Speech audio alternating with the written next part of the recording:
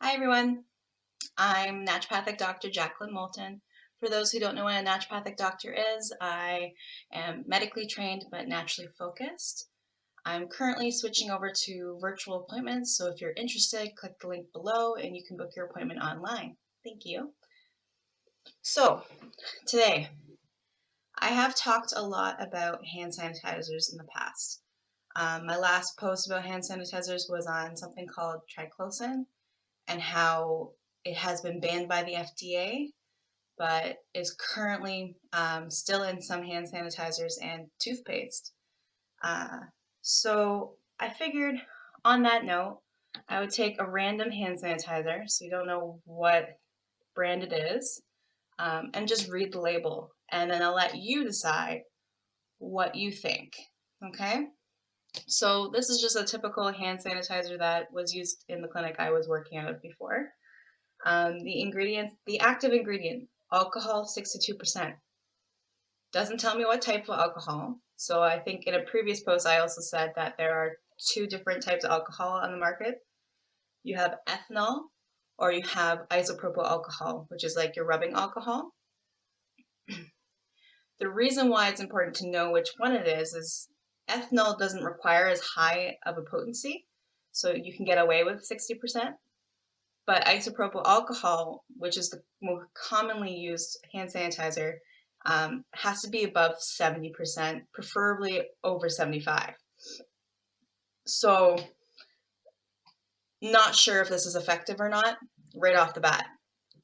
Then we have water, carbomer, glycerin, aloe vera, triethanolamine, and tocopherols, which is your vitamin E's, and fragrance or perfume. Okay, so sorry if I butchered some words. My pronunciation's not that great, but glycerin's a very common product in like even personal care products that are made naturally. Personally, some people do find glycerin to be irritative. I know my skin gets irritated by it. That's why I can't do like just a straight glycerin based product because I get inflamed.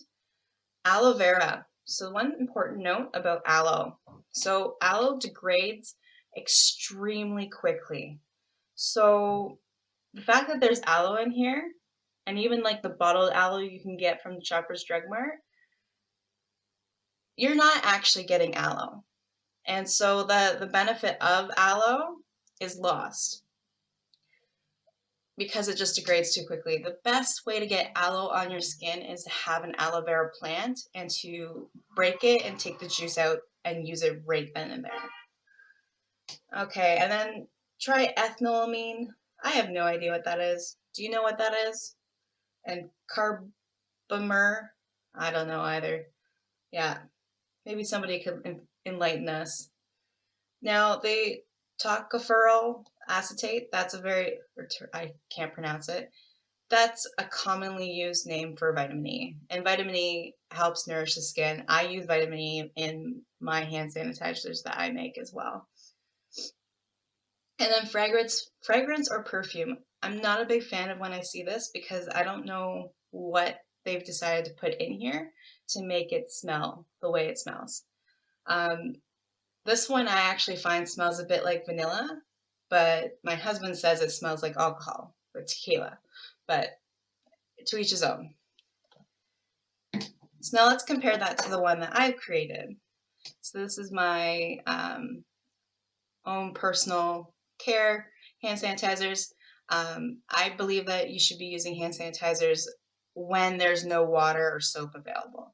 So when you can wash your hands with hands and soap, I always recommend that first. Okay, and that's just because it is more effective and it's less harmful for you. Even with all natural and safe ingredients, no methanol, no triclosan or whatever, there's still a potential risk. And so I'll read the label here and then we can talk about those dangers in another session. So the ingredients in this one is 99% isopropyl alcohol, USP. USP means that it's quality assured at roughly 80% ratio. So that tells us that roughly 80% of this bottle is isopropyl alcohol. And so then that ensures is most definitely over the 70%. So it's going to be effective at killing harmful bacteria on our hands. Next, I use witch hazel distillate, and that would be replacing aloe. So if you wanted to make your own bottle up at home and you have your own aloe, you could do that if you're planning on using it within the week instead of the witch hazel. So witch hazel is an astringent. It's good for the skin. It helps protect the skin from damage as well as help heal scars or rashes that you may have from your previous hand sanitizers. And then I also use a fractionated coconut oil. That just means that it's coconut oil that's liquid at room temperature. Coconut oil can clog pores, so it's not necessarily good on the skin for everyone. But on the hands, it helps nourish those skin as well as it's an antifungal. So it has other antimicrobial properties. So it's really good at preventing like fungus growing in the fingernails and everything else. And then I have vitamin E, again, for the exact same reason the other hand sanitizer has it. Vitamin E is excellent for nourishing the skin. And then I have a blend of essential oils, wild orange, clove, cinnamon bark and leaf, eucalyptus, and rosemary. So all of those essential oils are antimicrobial. So my favorite of those would be clove. Clove is excellent, excellent antimicrobial. And so then I just wanted to note here that all of these sources are local when possible. Yeah, so if you are interested in a hand sanitizer that doesn't have triclosan, doesn't have ethanol, technical grade or lower methanol, and you want something that you can just use in the car when you're going to pump gas or getting groceries, then I am selling these. They're $12 each. This is a 30 ml bottle. It is in an amber glass container, so it is a little bit heavier than your typical hand sanitizer, but the glass bottle prevents the alcohol from degrading the plastic and then getting plastic in your hand sanitizer, which is also not good for hormones and everything. Okay, and so then you can get 3 of these for $30 instead of the $12 each. So if you'd like to click the link below and buy your own hand sanitizers, if you live locally, so in the Niagara region, I do have an offer where I can drop them off in your mailbox for free, so no shipping. But if you are further out than that, you can either schedule a time to pick them up, or we can ship it to you. And so then you would also have to cover the cost of whatever shipping is. I obviously don't know what the cost is, so we'll just kind of do some wiggle room with that. Okay, thank you.